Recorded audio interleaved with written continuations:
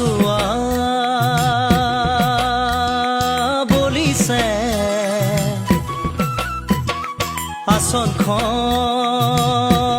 আসনখন খহিছে দেহাটোৰ কুমলীয়া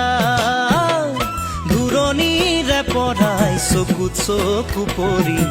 পৰিছ তই ৰঙা কলা বুকুখন